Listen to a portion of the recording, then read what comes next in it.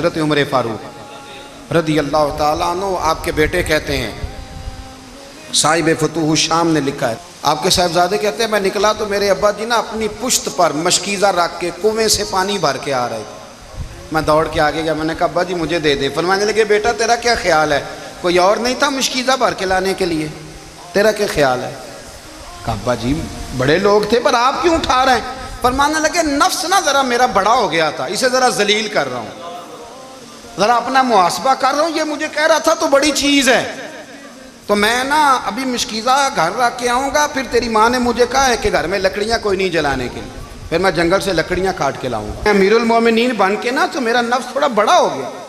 اب یقین کریں ہمارا ہاضمہ خراب ہو جاتا ہے جب تک ہمارا تعارف صحیح نہ ہو، ہمارا تعارف ٹھیک نہ ہو، میں یہ ہوتا ہوں میں وہ ہوتا ہوں، چھوڑ مٹی دیں تے مٹی رہنا ہی، مٹی دیں تے مٹی دیں تے مٹی رہنا ہی، ایویں کادی بلے بلے اج مٹی دے اتے بندیا تے کل مٹی دے تھلے، مٹی دیں تے مٹی رہنا ہی، کادی بلے، مجھے پوچھ لو مجھے جان لو میرا نام لے لو، میں بھی آیا ہوں، میں بھی ہوتا ہوں، میرا بھی یہ تذکرہ ہے۔ جس کو اپنا تعارف کرانا پڑ گیا اس سے بھی زیادہ کمزور کوئی ہے؟ فوٹو میں دکھاتا پھرتا ہے فلانے کے ساتھ فوٹو، فلانے تو کمزور بندے یہ کام کر۔ حضرت عمر فاروق اللہ اکبر، حضرت عمر جیسا بندہ 24 لاکھ مربع میل کا حکمران، اور شاہ روم کو خط لکھ کے کہتا ہے میں منت نہیں کرتا میں حکم دیتا ہوں، اتنا تگڑا بندہ۔ جنگ قادسیہ کے لیے حضرت سعد بن ابی وقاص کو بھیجا، فتوح الشام پڑھ کے دیکھیں۔ حضرت عمر بڑے پریشان ہیں، اتنے دن ہو گئے کوئی رپورٹ ہی نہیں آئی، اب تو موبائل ہے نا تو ایک ایک منٹ کی رپورٹ لیں آپ، بلکہ آپ ایک ایک منٹ کی فوٹو لیں، آپ رپورٹ تو دور رہ گئی۔ حضرت عمر فاروق رضی اللہ تعالیٰ عنہ بڑے پریشان ہیں کہ قادسیہ میں حضرت سعد بن ابی وقاص کے ساتھ لوگ جہاد کرنے گئے، رپورٹ کوئی نہیں آ رہی، اتنے پریشان تھے کہ باہر نکل کے نا اس رستے پہ بیٹھ جاتے جو رستہ قادسیہ کی طرف سے آتا تھا، جو بھی آتا جاتا پوچھتے جنگ کے کیا حالات ہیں۔ ادھر جب اللہ نے فتح دے دی نا تو حضرت سعد بن ابی وقاص رضی اللہ تعالیٰ عنہ نے نا ایک قاصد کو خط دے کے بھیجا، کہنے لگے عمر کے پاس جاؤ، انہیں اطلاع دو کہ الحمدللہ اللہ نے اسلام کو فتح عطا کر دی ہے۔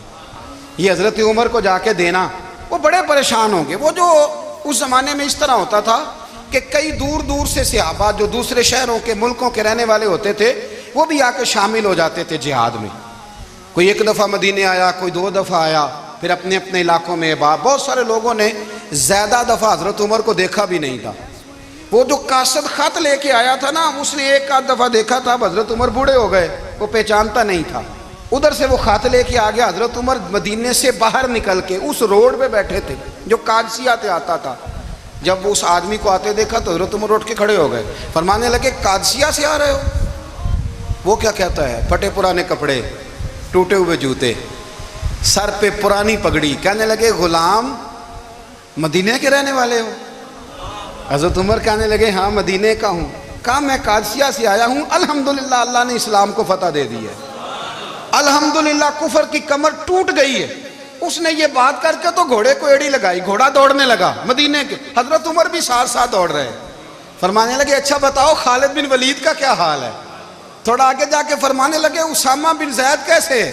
وہ کہتے ہیں ٹھیک ہے۔ پھر اس نے اور گھوڑا، عمر ساتھ ساتھ دوڑ رہے ہیں، ساتھ ساتھ 24 لاکھ مربع میل کا حکمران، ایک جوتا پیر سے نکل گیا، عمر دوڑ رہے ہیں۔ آگے جا کے پوچھتے ہیں سعد بن ابی وقاص کا کیا حال ہے؟ کہا حضور وہ بھی ٹھیک ہے۔ کتنے لوگ میرے شہید ہو گئے مسلمانوں میں سے؟ کہنے لگا صحیح گنتی کا نہیں پتا، یہ لفظ ادا ہوتے ہوتے مدینے کی سرحد آ گئی۔ لوگوں نے عمر کو گھوڑے کے ساتھ دوڑتے دیکھا تو کہا امیر المومنین کیوں دوڑ رہے ہیں؟ وہ غلام چھلانگ لگا کے نیچے آیا، قدموں میں بیٹھ گیا، کہنے لگا حضور آپ نے بتایا ہی نہیں آپ امیر المومنین ہیں۔ آپ فرمانے لگے کیا بتاتا؟ میں تو اونٹ چرانے والے کا پتر ہوں، کیا بتاتا؟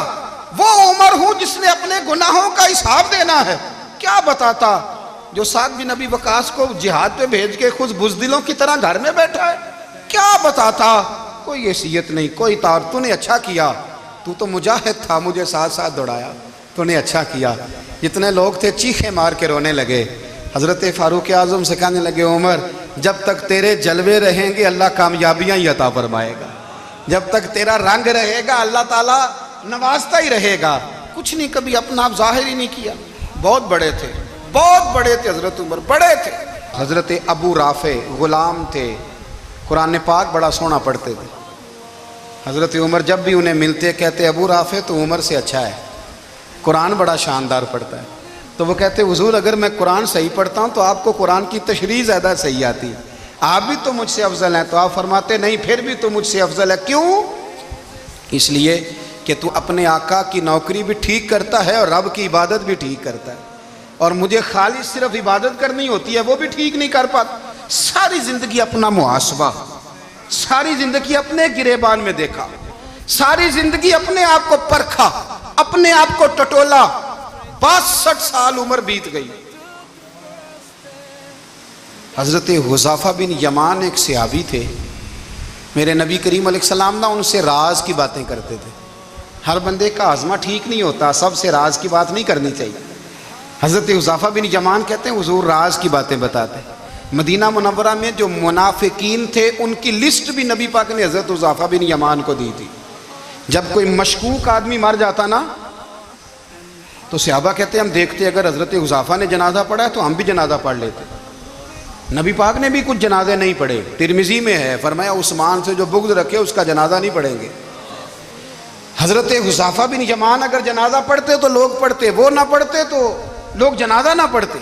हज़रत हुज़ैफा बिन यमान कहते हैं जनाब उमर फ़ारूक की खिलाफत के आखिरी अय्याम थे, कुछ दिनों के बाद वो शहीद हो गए।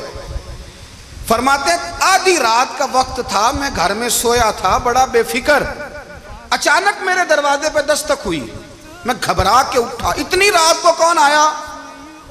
कहते हैं कुर्बान जाऊं, दरवाजे पे गया तो अमीरुल मोमिनीन फारूक आज़म दरवाजे पे। मैंने कहा उमर कोई हुक्म था तो मुझे बुला लेते। कहने लगे मैं ना अमीर बन के नहीं आया, तेरा वीर बन के आया हूँ। अमीरुल मोमिनीन की हैसियत से सरकारी काम से बुलाता तो वहाँ बुलाता, मुझे एक ज़ाती काम पड़ गया। कहते मैंने उमर को घर के अंदर बुला के चारपाई पे बिठाया, मैंने कहा हुजूर मैं गरीब आदमी हूँ, मैं क्या आपके काम आ सकता हूँ? तो कहते उन्होंने ना मुझे साथ बिठा लिया, फिर मेरा हाथ पकड़ लिया।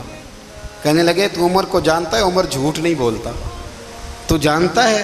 उमर वादों का पक्का है। कहा हुजूर जानता हूँ। कहा मैं उस वक़्त आया हूँ जब देख भी कोई नहीं रहा। हज़रत हुज़ैफा बिन यमान कहते हैं परेशान हो गया, हुजूर पहेलियाँ ना बुझवाए, मेहरबानी कर बताएं किधर आए हैं। तो हज़रत उमर फारूक फरमाने लगे 62 साल का हो गया हूँ, 63 में चल रहा है, दाढ़ी सफ़ेद हो गई है, फल पक गया, उठ फरीदा सुत्या, दाढ़ी आ गई पूर, अग्गा नेड़े आ गई, पिछा रह गया दूर।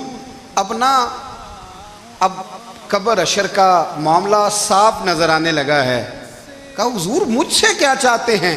हज़रत उमर रो पड़े, कहने लगे आज मैं इशा के बाद निकला हूँ तो नबी पाक के सहाबा मुझे नेक कह रहे थे, फिर मैंने बच्चों की माँ से और बच्चों से भी पूछा है, वो भी मुझसे राज़ी हैं। पर हुज़ैफा तेरे साथ नबी पाक राज की बातें करते थे, सच बता कहीं उमर का नाम मुनाफिकों में शामिल तो नहीं? सच बताओ, उन मुनाफिकीन में तो शामिल नहीं, कहीं ऊपर ऊपर से तो नहीं सारा कुछ? हज़रत हुज़ैफा बिन यमान कहते हैं मैं बाप के मरने पे इतना नहीं रोया जितना उमर के सवाल पे रोया।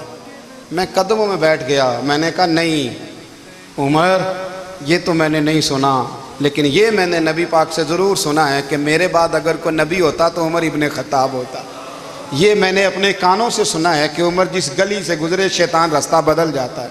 ये मैंने अपने कानों से सुना है कि 950 साल हज़रत जिब्रील जनाब उमर की शान बयान करें तो फिर भी बयान नहीं हो सकता। ये मैंने ज़रूर सुना। दोस्तों सारी ज़िंदगी हज़रत उमर ने अगर दूसरों का मुहासबा किया तो अपना और अपने बच्चों का भी कड़ा ख्याल रखा, अपनी ज़ात पर बड़ी तवज्जो दी। जो लोग अपना भूल जाते हैं ना, हमें अपनी सेहत का बड़ा ख्याल है लेकिन अपनी रूहानी ज़िंदगी का कोई ख्याल नहीं है, कल्बी ज़िंदगी का कोई तसव्वुर नहीं है। आप यकीन करें मोटा आदमी कमज़ोर होने के लिए जद्दोजहद कर रहा है, कमज़ोर ताकतवर होने के लिए, लेकिन जिसको कितने दिन बीत गए अल्लाह रसूल की याद में रोया ही नहीं, कितने दिन बीत गए ना सुनने को दिल ही नहीं चाहा, जिसे महीनों बीत गए और कुरान पाक की तरफ नज़र ही नहीं गई, वो फिक्रमंद ही नहीं। ज़िंदगी जिंदा दिली का नाम है, मुर्दा दिल क्या खाक जिया करते हैं। भाई हज़रत उमर की ज़िंदगी दौरे हाज़र में हमें यह सबक देती है कि कड़ी निगरानी रखो अपने पौधों की, کڑا خیال رکھو اپنے ذاتی باغ کا، اور یہ جو تمہارے دل کی دنیا ہے، یہ تمہاری روح کی زندگی ہے، اس کا محاسبہ کرتے رہو۔ نبی کریم علیہ السلام نے فرمایا اپنا حساب خود کر لو قبل اس کے کہ تمہارا حساب کیا جائے۔